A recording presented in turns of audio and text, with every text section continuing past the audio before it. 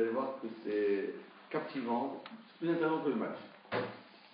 Même Barcelone. Parce que je vous dis pourquoi c'est plus intéressant que Barcelone. Parce que nous, on a les Rishonim, les Ramban, le Nachmani, le Rashba, Rabbi Shlomo ben Aderet, le Ridvar, Rabbi Yom Tov ben Abraham. C'est tous Barcelone, c'était le Rav de Barcelone. Et on a même parlé maintenant de 11 individus là-bas de Barcelone. En plus, ils n'ont rien à voir avec Barcelone. Comme le Premier ministre, il est de Barcelone. Oui. Oui. C'est d'accord. C'est en espagnol. Valls, ouais. D'origine. Ah, d'accord. Il est pro-israélien depuis toujours. Sa femme est juive, il paraît. Je ne sais pas. J'entends que ça. Depuis, même avant. Il paraît que sa femme est juive. C'est pas forcément une bonne chose. Ouais. Alors on y va. Alors on avait vu la semaine dernière que Kéli Chesed, Extime Rochelle, celui qui a trouvé des ustensiles en argent ou bien des ustensiles en cuivre, il peut les utiliser. Et là nous allons voir maintenant exactement comment faire pour les utiliser. Et on va voir toutes les sortes d'ustensiles qu'on peut avoir dans sa maison et les perdre et que quelqu'un les trouve et comment il va faire cette personne qui a trouvé ces ustensiles pour faire en sorte que ça reste nickel pendant tout le temps qu'il les a pas retrouvés. Alors regardez comment c'est intéressant, incroyable. Alors on y va. 1. Tanour Rabbanan, les Chachamim nous ont enseigné. Amot c'est celui qui a trouvé Keli Etz, des ustensiles en bois, comme vous voyez dans le dessin, des cuillères en bois, de pâtisserie en bois, mais carrément des cuillères en bois. Alors, qu'est-ce qu'il faut faire? Mishtamesh Bahem. On est obligé, une fois tous les 30 jours, de s'occuper de ces ustensiles. Parce que si on les laisse dans un armoire, dans une cave, dans un grenier, le bois, il va pourrir, il va moisir. Le bois risque de moisir et de pourrir. Donc, c'est vrai que si on a un bois qui a été déjà travaillé, il ne lui arrivera rien. Mais à l'époque, ce n'était pas toujours du bois qui était travaillé, c'était du bois naturel. Le bois naturel, comme il a de l'humidité en lui, donc l'humidité risque de pourrir si on ne le fait pas respirer. Un ustensile doit respirer, et donc qu'est-ce qu'il faut faire? Il doit s'occuper, il doit l'utiliser afin que ces ustensiles ne pourrissent pas. Allez, ça c'était 1. 2. Kilin et Rochette, celui qui a trouvé un ustensile en cuivre. Alors, dit la Braïta, nos familles nous enseignaient, ça dépend. Il faut évidemment, comme on a dit, les utiliser, mais il faut savoir qu'une utilisation trop poussée à l'extrême risque d'abîmer le kili. Donc c'est pour ça qu'est-ce qu'il faut faire? On peut les utiliser, c'est incroyable comment les familles font attention aux choses des autres. Alvaï qu'on fasse attention tellement bien à nos propres choses et après s'occuper des choses des autres. Qu'est-ce qu'il écrit? Celui qui a trouvé des ustensiles en cuivre, qu'est-ce qu'il doit faire? Il ne peut les utiliser que pour préparer des plats chauds, comme vous voyez dans le dessin de droite. Donc il a trouvé comme ça une sorte de marmite, ou bien de cuvette, une sorte de récipient. C'est quoi comme ça? Un récipient. Un récipient. Ouais, un récipient. Alors il a le droit de verser de l'eau chaude à l'intérieur.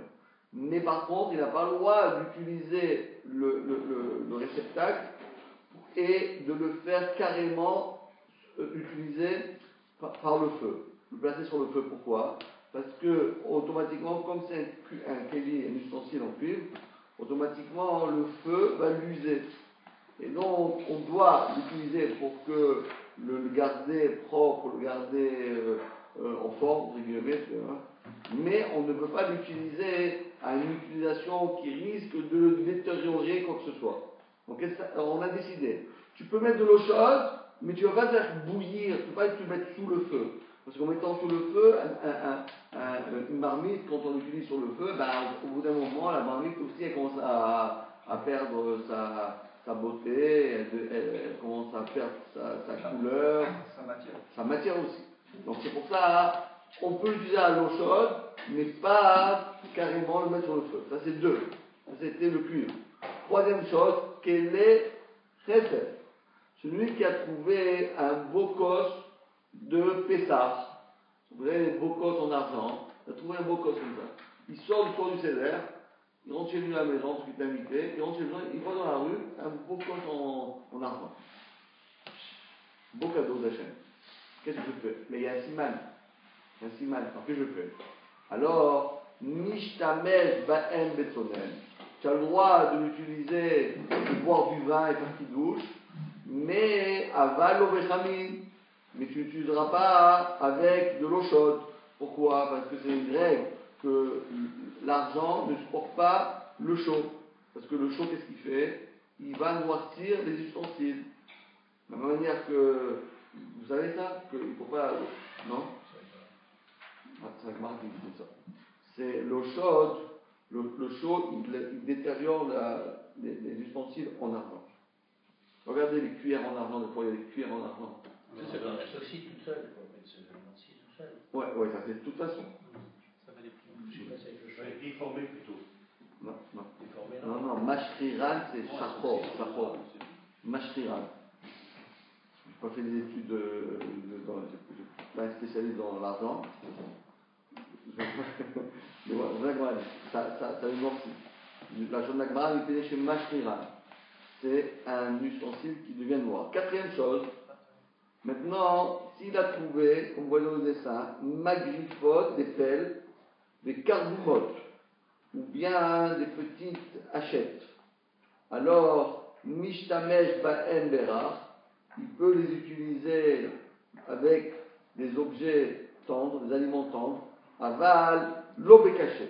Mais il n'a pas le droit d'utiliser avec des objets durs. Pourquoi? Il pénètre chez Mapritan, il les endommage. Pourquoi on parle de ça? Quel rapport? On est en train de parler des ustensiles qui étaient en bois. Après, on a parlé des ustensiles qui étaient en cuivre. Après, on a parlé des ustensiles qui étaient en argent. Et après, on parle des peines. Quelle est la hiérarchie? On a trouvé de Coquelin, ça. Mais ça s'abîme pas dans le temps. Pourquoi on peut ou on doit les utiliser? Non, on doit. Ah, on doit. On doit. Parce que un ustensile qu'on n'utilise pas, eh ben, il s'abîme. Il s'abîme, pourquoi? Parce que, comme vous avez dit, soit à cause de l'oxygène, soit à cause du fait qu'il est mis dans des caves et dans des greniers, et avec l'humidité, tout ça, ça peut bien rouiller, ça peut rouiller, ça peut ça. Donc il faut l'utiliser pour le garder, entre guillemets, autant qu'il se peut, neuf. Et là, c'est l'utilisation une fois par mois? Une fois par mois. Une fois par mois, toujours la même chose. Une fois par mois. Maintenant, une fois par mois, pas tous les jours, une fois par mois. Rien que pour l'entretenir. Mais pourquoi on parle maintenant de ces petites pelles-là et ces hachettes?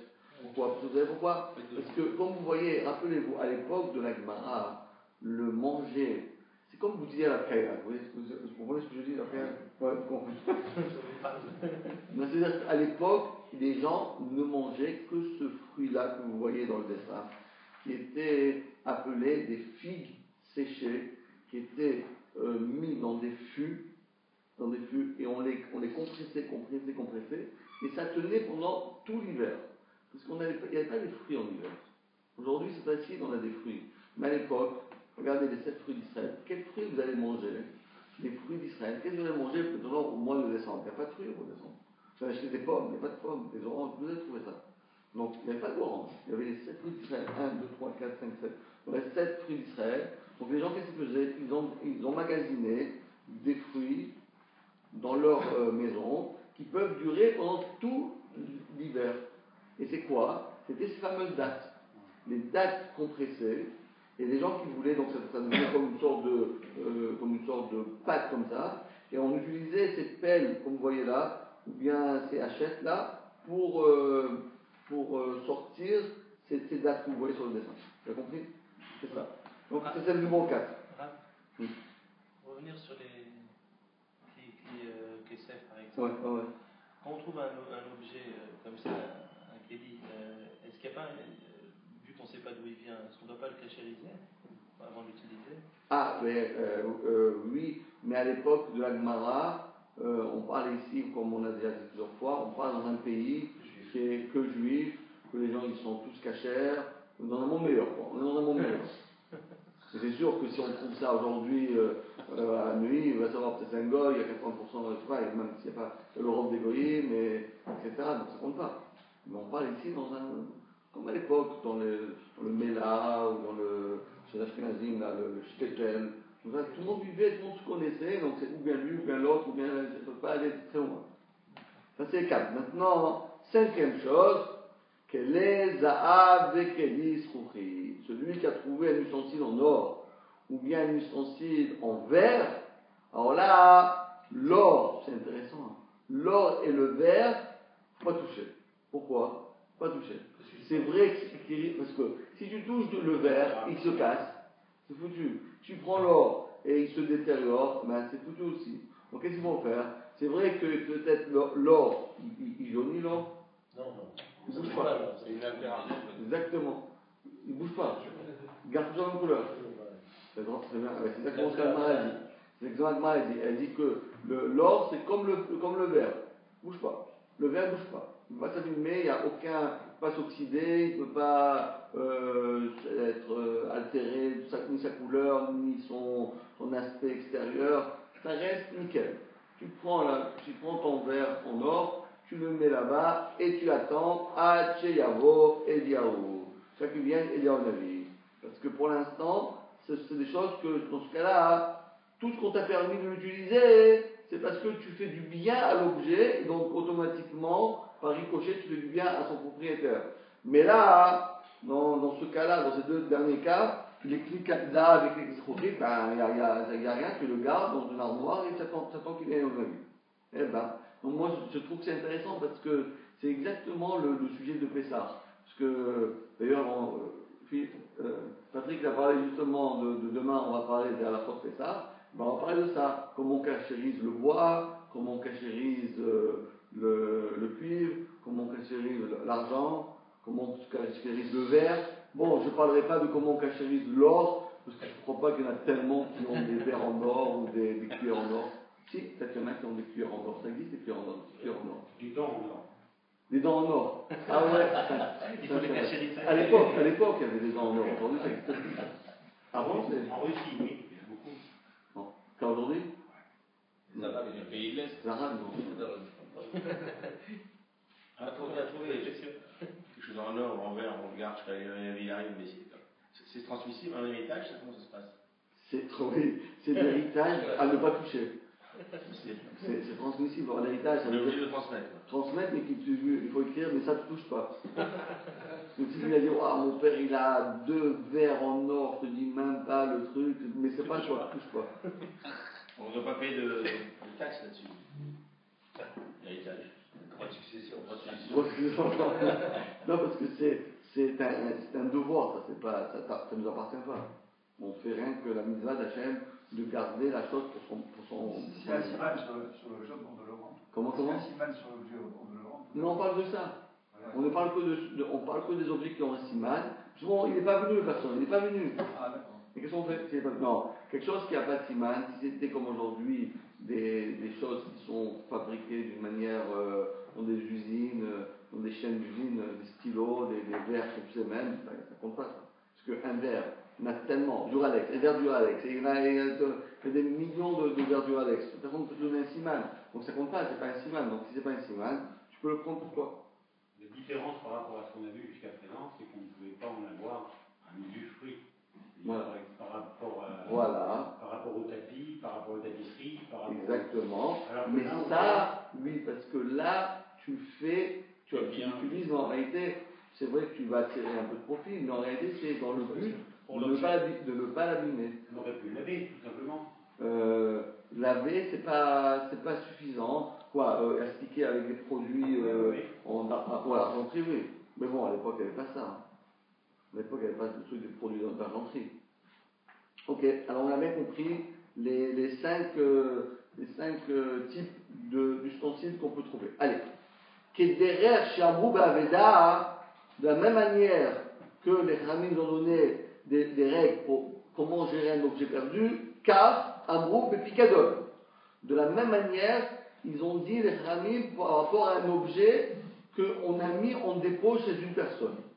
Si j'ai reçu un objet d'une personne, il dit voilà, écoute, d'abord j'anticipe un peu la Gemara. Une personne, elle part en Espagne, elle dit je Malia, je reviens dans 2 ans, 3 ans, je peux me garder ça entre temps parce que pour l'instant je n'ai pas fait mon cadre, je ne sais pas si je veux le prendre, peut-être je vais le laisser ici, je peux me le garder. Et qu'est-ce qu'il vous donne? Il donne un verre en or. Il vous donne des verres en verre. Ou bien il vous donne un truc en argent. Ou vous donne en bois. Bon, et il part. Pendant 2 ans, il n'est pas là. Qu'est-ce que je fais moi avec ce truc-là? Qu'est-ce que je vais faire moi avec ces objets-là? Ils ont dit que même la même règle que je dois faire avec un objet perdu, je dois faire aussi un objet que quelqu'un m'a déposé et qui est parti. Et pour l'instant, il n'est pas là. Et qu'est-ce que je fais? Je ne vais pas le laisser chez moi, parce que si je le laisse chez moi tel quel, il risque de se détériorer. Qu'est-ce que je fais? Je vais l'utiliser aussi une fois par mois, et je vais en faire pour que lorsqu'il revient, il sera nickel. Est-ce qu'il y a une différence si c'est un shomer sachar, shomer chinam? Non, ici on parle même si c'est un shomer chinam. Il n'y a pas de différence. Non, il n'y a pas de différence. C'est une très bonne question. La Gemara demande Pikadon ma'avite gabé. Mais qu'est-ce que ça veut dire un objet mis en dépôt? Qu'est-ce qu'il y a avec un objet? Qu'est-ce que ça veut dire? La Gemara répond comme j'ai dit Amar, Ravada, Bachama, Amar Rav Shechet, Pikadon, Shalchou Baleem Minatayam. On parle ici un objet mis en dépôt, et soudain, il ne revient pas le propriétaire. Il est parti pour 1 an, pour 2 ans. Qu'est-ce que je vais faire moi avec cet objet-là? Je ne vais pas le laisser dépérir. Si je le laisse dépérir chez moi à la maison, il s'abîme. Donc qu'est-ce que je fais? Mara, elle nous dit, voilà comment il faut agir par rapport à un objet. Donc on voit ici l'importance de Ben Adam Lachavero. Combien on a été pointilleux que Yé Mamon Shel Chavecha Chaviv Alecha Keshelcha. Comme dit Perkavot, que l'argent de ton camarade soit aussi important à tes yeux que ton propre argent.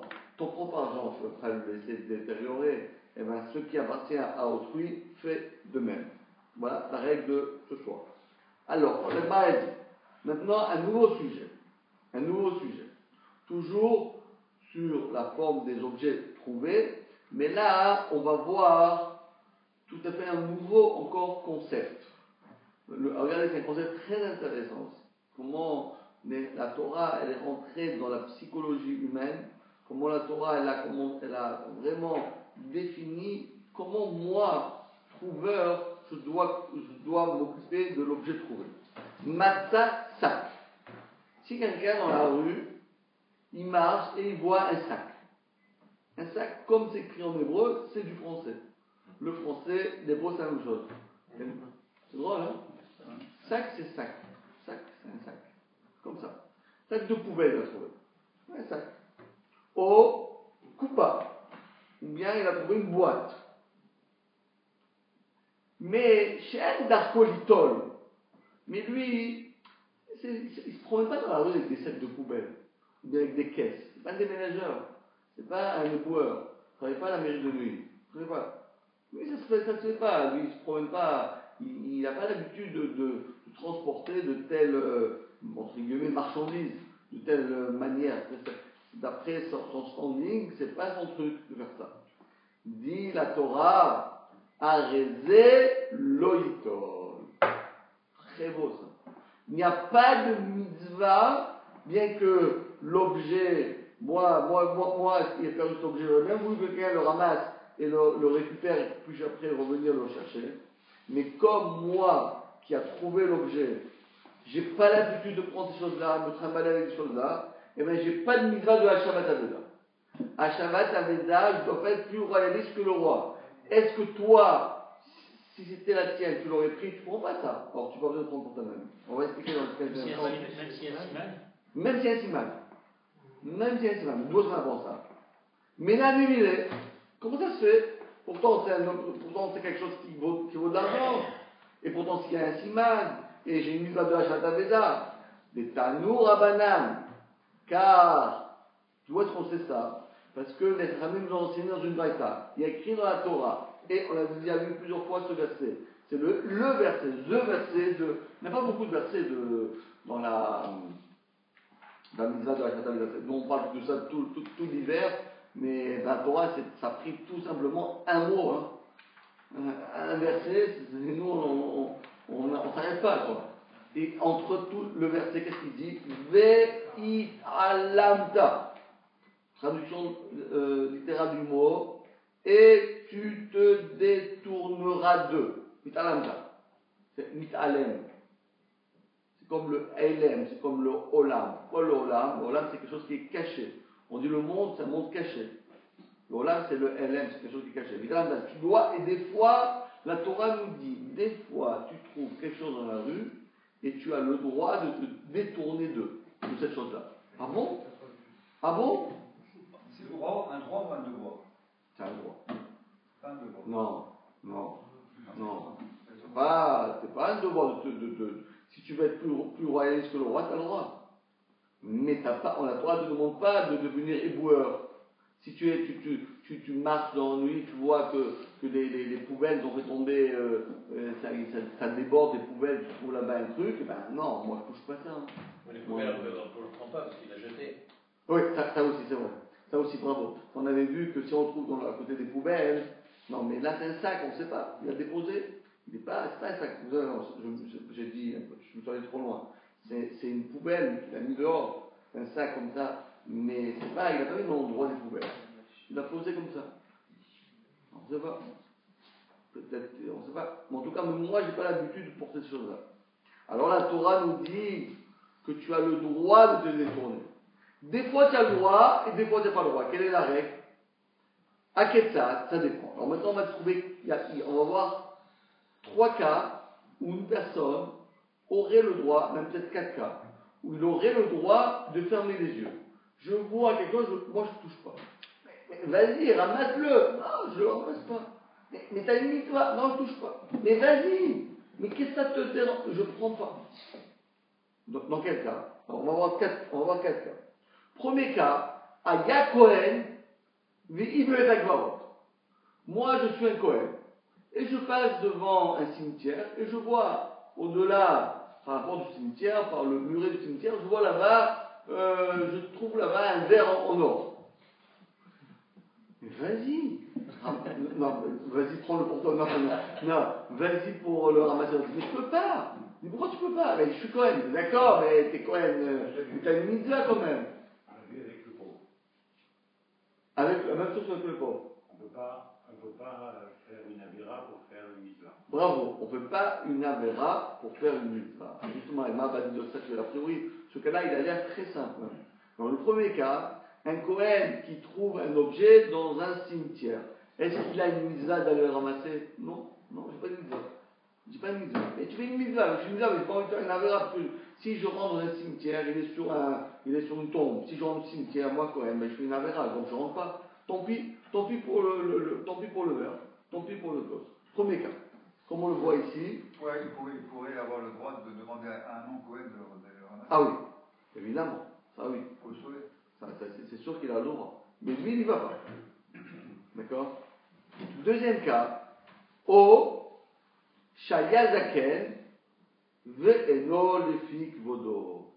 Ou bien, le deuxième cas, c'est celui qu'on a parlé maintenant. Que quelqu'un a trouvé un âne dans la rue. Et là, on voit, vous voyez là, c'était Baba Salé là, ou je ne sais pas comment vous. Il ressemble. C'est pas. C'est pas son cas. Hein? Il a une grande barbe. C'est pas son cas, c'est Baba Salé. C'est pas son cas. Pas son cas. Vous allez racheter une âne, vous commencez à venir à Bnéba avec un âne, vous avez tué le machiar ou quoi? Pourtant, on a dit que c'est une machiar qui vient sur un âne. Ben voilà, c'est ça, ils vont se Pourtant, on a dit que c'est une mitzvah, donc même un rab, il devrait. Bravo. Mais la Torah nous dit non. Bien que c'est une mitzvah et le rab aurait dû le faire, mais comme la Torah elle te demande pas de te rabaisser ton honneur pour sauver l'argent des autres. Si tu le ferais pour toi, tu le fais pour l'autre. Mais si même pour toi tu ne le fais pas, tu ne fais pas pour l'autre.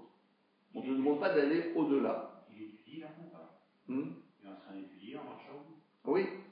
Donc c'est la même chose que le Cohen. Non, parce qu'il aurait pu continuer à tirer il aurait pu continuer à tirer l'âne sans étudier avec. Ça ne dérange pas d'étudier avec un âne. Mais c'est pas son honneur. C'est pas un bonhomme comme ça. C'est pas l'honneur de se trimballer avec des ânes. Troisième cas.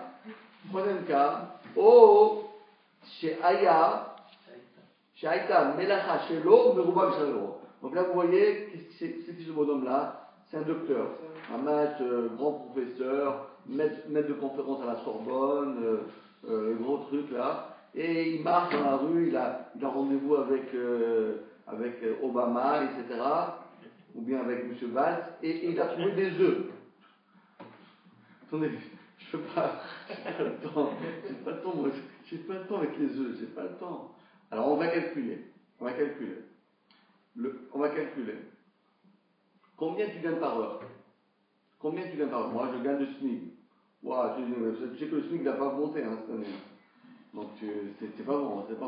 Donc on va calculer le temps d'aller ramasser cet objet, la ramener chez toi, le faire ceci, le faire cela, publier, ça te prend combien? 2 heures?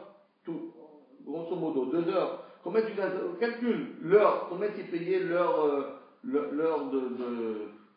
annuelle, ou bien mensuelle, combien l'heure mensuelle? Allez, 18 euros, 15 euros, 8 euros, 10 euros, on va dire 10 euros, ok 10 euros. Les œufs, combien ça coûte les œufs? Combien ça coûte un œuf? 30 œufs, ça coûte 5 euros. Quand tu prends pas? Ça dépend alors de l'objet qu'il a trouvé ou de l'employé, de l'emploi qu'il a. Tu fais le. Parce que là, vous dites que c'est un docteur ou c'est un quelqu'un. Oui, ça dépend, c'est ça. C'est quelqu'un important par rapport à la valeur de l'objet. Oui. Si c'était un vase en or. Un vase en or, il doit récupérer. Donc parce que c'est plus important, le métier est moins important que. Exactement. Ça dépend. Méroubé, qui c'est qui est Méroubé? Qui c'est qui est le plus grand? Ça, c'est le troisième cas. Quatrième, alors voilà. Et là aussi, il peut ne pas le faire et éviter la mitzvah. Il y a 3 cas qu'on évite la mitzvah. Soit Bet Akvarot, soit parce que c'est un grand rab, il est passé par son kavod, soit parce que l'argent qu'il va perdre, c'est plus que l'argent qu'il va ramasser.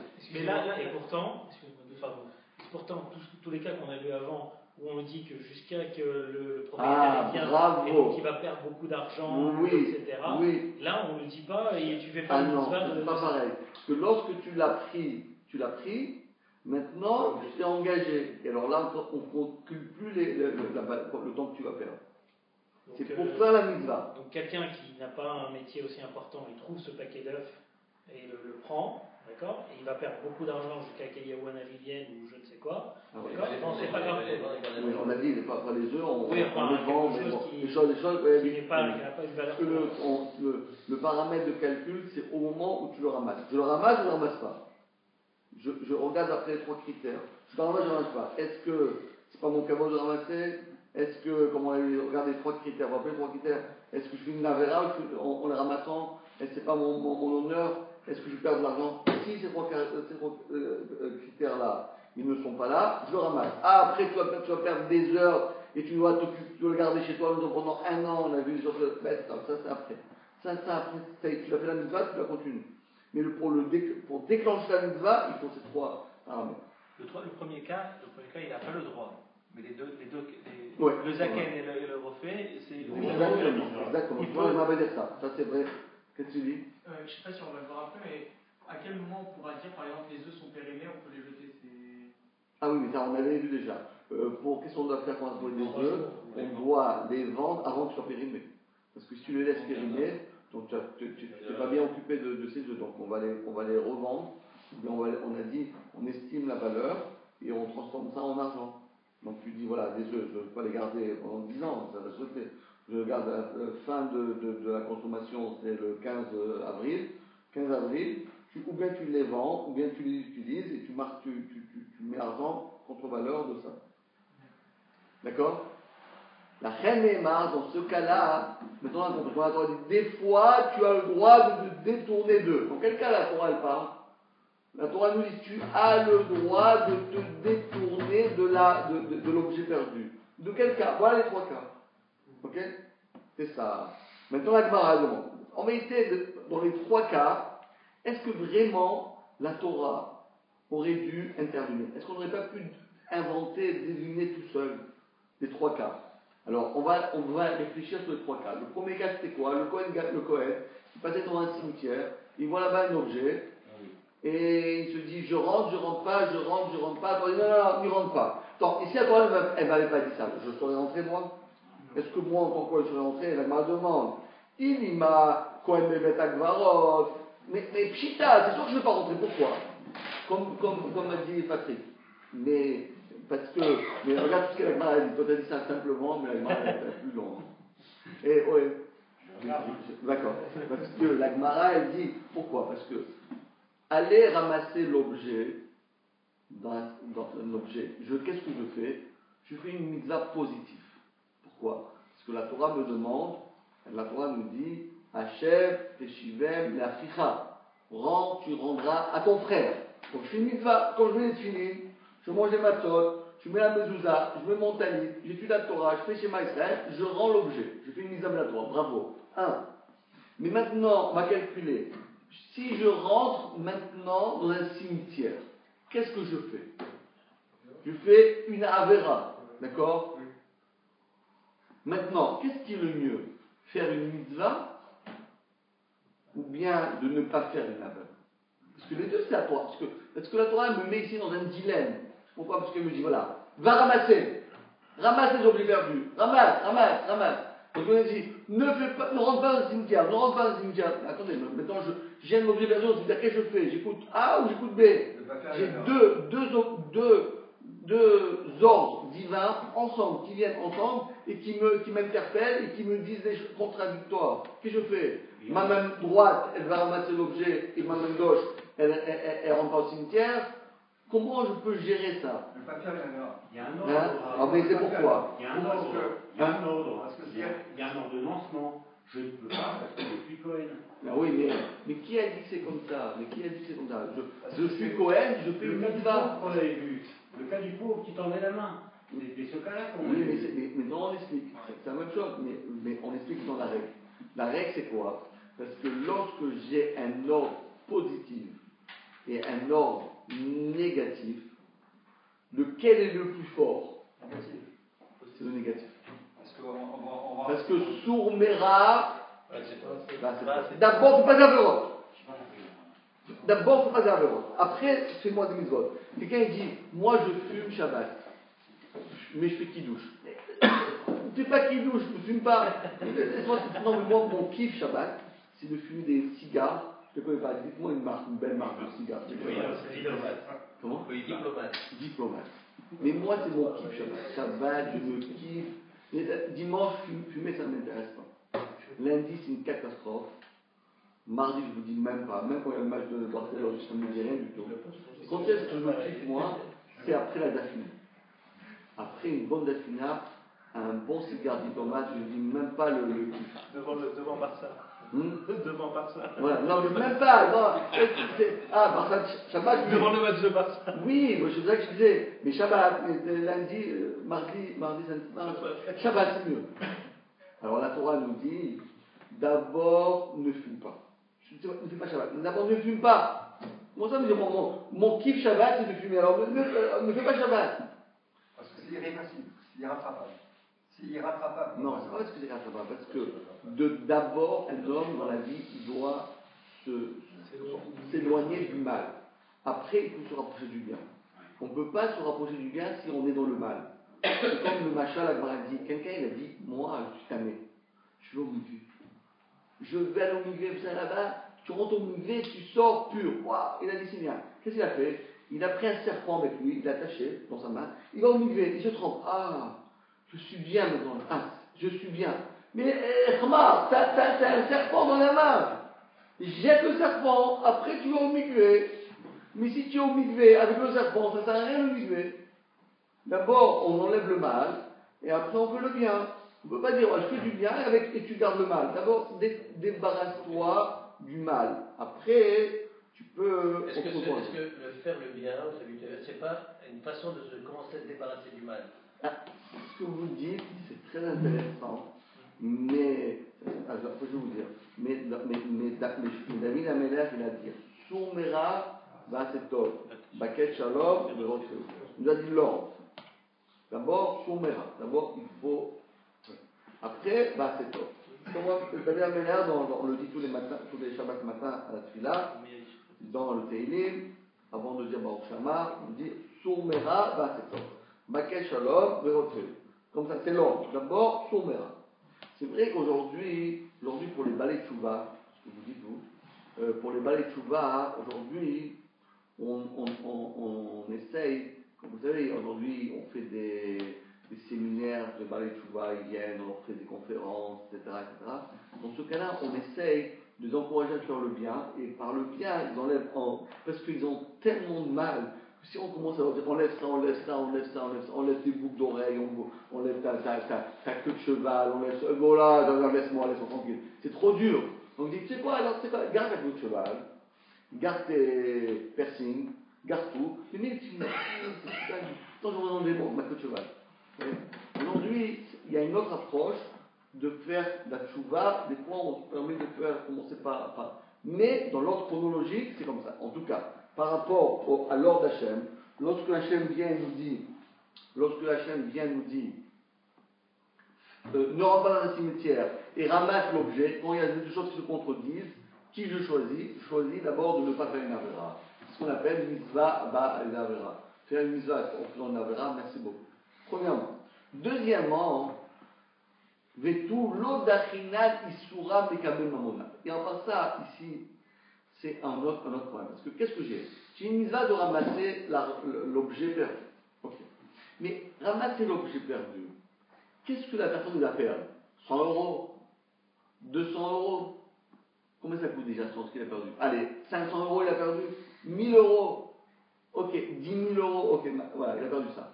Et moi, qu'est-ce que je vais faire? Donc je vais ramasser 10 000 euros pour restituer à son propriétaire ces 10 000 euros.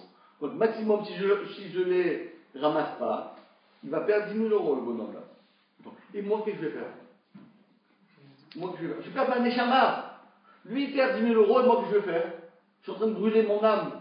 Merci beaucoup. Quand brûler mon âme pour 10 000 euros, je suis pas d'accord. Lorsqu'il y a mammon et issour, dans les sens positifs et négatifs, les mitzvot positifs et négatifs. Quand en parlons maintenant, disons que tout était positif et tout était négatif, peu importe. On ne va plus faire une différence de positif et négatif. Disons que toutes les mitzvot sont égaux. Il n'y a pas de positif c'est mieux que négatif ou négatif c'est mieux que positif. Les deux ils sont positifs, les deux sont négatifs, ou bien négatif et positif sont égaux. Mais maintenant, qu'est-ce que je dois faire, moi, dans ma tête? Je dis, attends une seconde. Ici, je vais récupérer de l'argent, et de l'autre côté, que je vais faire? Je vais perdre mon âme. Parce qu'un coin qui rentre dans un cimetière, il se brûle.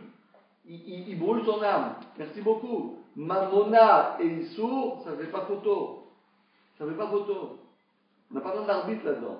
C'est pas comme un match. C'est quoi quand il y a un match, par exemple, Barcelone, quand il y a un match, on a besoin d'un arbitre. Peut-être lui, il a marqué, peut-être il a pas marqué, hors-jeu, pas hors-jeu. Là, il n'y a pas de photo. Pas de photo ici. Lorsque d'un côté, il y a mon Issour, d'un côté l'argent, je ne regarde pas. D'accord, donc c'est pas ça. Donc c'est sûr et certain que je n'ai pas une mitzvah, moi, d'aller rentrer dans le cimetière. Donc quoi? Alors quoi? Et là, des shelo meruba michel chavero. Alors quoi? Tu veux me dire que peut-être le chidouche de Vitalanta, on parle d'un homme, un médecin qui a trouvé des œufs. Bon, mais il n'y a pas le temps un médecin, il gagne plus que. Bon, maintenant bien que ça fait combien d'années qu'ils n'ont pas été. Ça n'a pas été relevé le salaire des médecins, là, les pauvres, là, ils sont à 23 euros, non? Attendez, 23 euros, c'est comme un cours privé. Il faut dire à Hollande, 230 euros, au moins, ça m'a trioté de signes. Allez, si c'est ça le ridouche, mais ça aussi on le sait.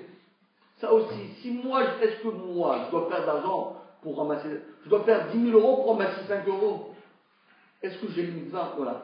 Moi, je dois faire une super opération là, et je vais gagner 10 000 euros dans cette opération. Et là, je cours et je trouve quelque chose, des œufs qui coûtent 5 euros. Quoi? Je vais faire 10 000 euros pour 5 euros? Mais c'est débile ce truc-là.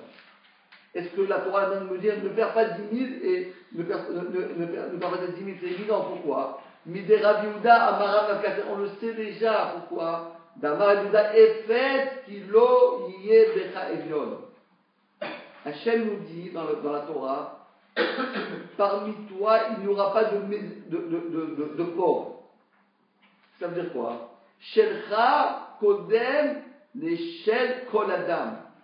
Tes préoccupations sont avant toi. C'est-à-dire, parce qu'une personne, elle ne peut pas dire je laisse tomber mon travail et je m'occupe des autres. Parce que si tu t'occupes des autres et tu ne travailles pas, après, tu seras comme la personne que tu veux aider, tu seras encore pire. Et tu ne vas pas trouver quelqu'un qui va t'aider à toi. Parce que peut-être toi, tu es bon et tu es d'accord de perdre ton temps pour t'occuper des autres, mais lorsque tu seras dans la même situation que l'autre, personne ne perdra son temps pour toi. Donc la Torah elle dit, sauf qui peut. C'est-à-dire que l'argent est plus fort qu'une mitzvah. Hein? Que l'argent est plus fort qu'une mitzvah. Michel Hachalata Veda, oui, parce que c'est pas une mitzvah, parce que lui, il perd de l'argent. Le père, celui qui a perdu le maximum, qu'est-ce qu'il perd? Il perd que de l'argent. Celui qui a perdu de l'objet, qu'est-ce qu'il a perdu? Il a perdu 5 euros, 10 euros, il a perdu des œufs. D'accord? Est-ce que la Torah me demande à moi de perdre plus cher, de payer plus cher que ce que je dois perdre? Pourquoi moi je dois perdre? Mais là, on ne compare pas par rapport à la perte de la vie. On compare par rapport à moi, parce qu'on avait dit que faire une mitzvah c'était très important. Et surtout cette mitzvah-là, le Shabbat Aveda. Donc là, on met sur la balance, on met une mitzvah qu'on peut faire, qui est très importante, avec de l'argent qu'on va perdre. Peut-être qu'avec la mitzvah qu'on va faire, peut-être qu'on aura une parnassa dans le Ganeden. Oui. C'est pour ça que c'est très important de faire cette vous avez raison. On va dire, c'est pas interdit de le faire. Mais la Torah ne nous demande pas de faire des efforts surnaturels. On ne peut pas faire 10 000 euros pour rendre 5 euros au voisin. C'est quoi? Va faire ton opération, va gagner ton argent, tu vas gagner 10 000, donne-lui 5 euros. Ça ne perd ton temps à ramasser les œufs. Laisse tomber, c'est gros, je te fais un chèque de 10 000. J'ai gagné 10 000, je te donne 500 euros. Mais la Torah ne demande pas à l'homme de faire pourquoi, parce que si quelqu'un il se met dans une situation où il est prêt, où il va perdre son emploi, et ben après il sera un pauvre. La Torah dit il n'y a pas de mitzvah de devenir pauvre.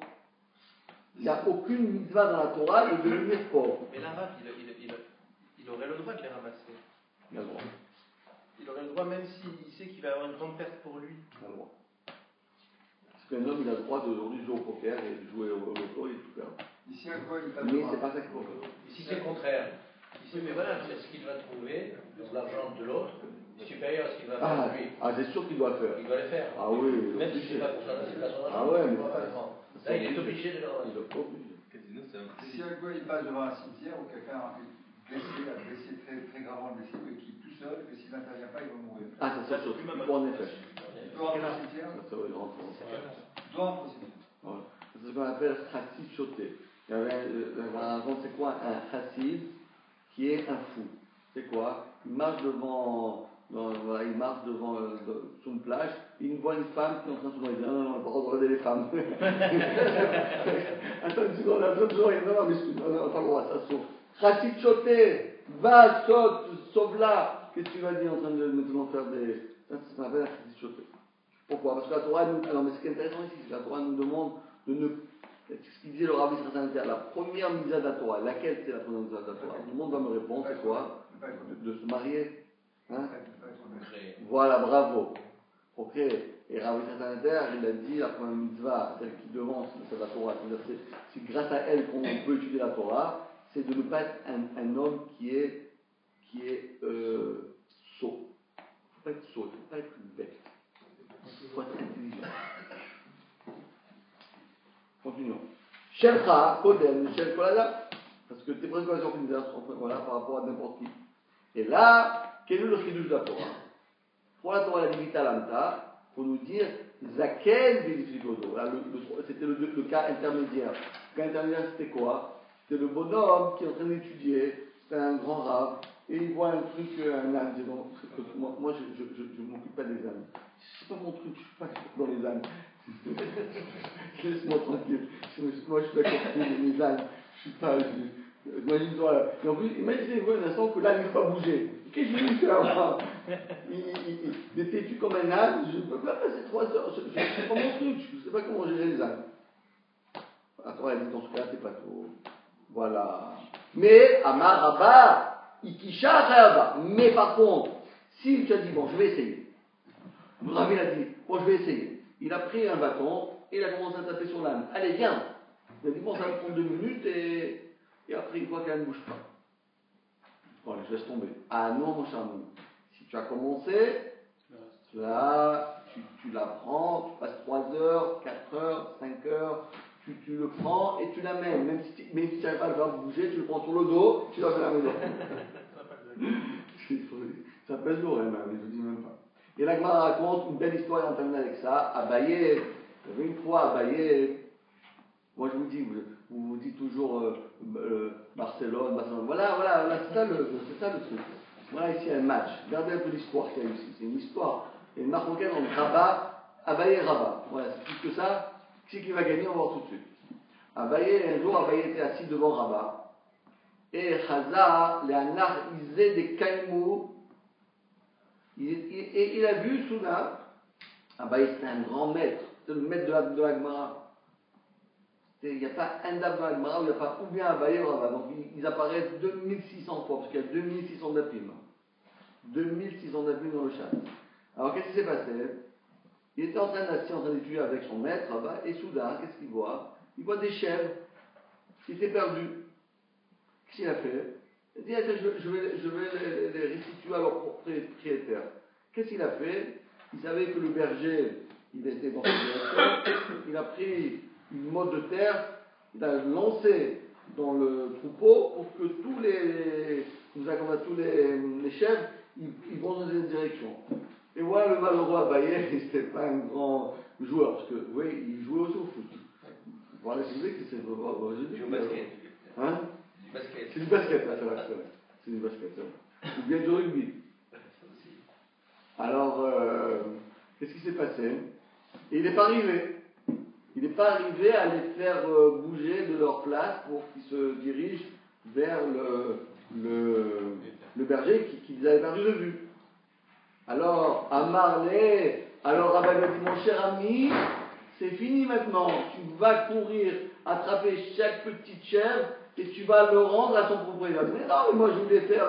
Je dis bon, je vais leur donner la direction. Mais non, s'ils veulent pas, ben, c'est pas mon problème. Il n'a qu'à venir. Hein, bon, c'est pas mon cavote, ça. C'est pas mon truc, moi, de m'amuser avec des chèvres. Hein. C'est une catastrophe. Vous avez vu comment ça marche les chèvres? Il y en a qui va à droite, il y en a qui va à gauche. C'est ingérable. Vous les ramasser, hein. Il y a 2 autres là-bas. Je sais pas, il faut avoir un chien, de garde. Mais sans chien, je ne sais pas comment il s'arrange. Alors, Rabat il a dit, mon cher ami, on est désolé, Itrayavta Be'u. Tu t'es rendu obligé, tu t'es rendu que tu as la mitzvah. Et maintenant tu ne peux pas dire, je suis un rave, je ne peux pas. Il ne fallait pas faire. Mais si tu as fait, celui qui a commencé. Ma triple mitzvah, on venait du mort. Celui qui a commencé la mitzvah, on ne dit pas, moi je commence la mitzvah, mais c'est trop dur. Vous savez quoi? Il y a beaucoup de gens qui disent, voilà, moi je commence à étudier. Après, c'est trop dur, laisse tomber. Comment tu laisses tomber? Tu as commencé, tu ne peux pas laisser tomber. Ça n'existe pas. C'est un principe général.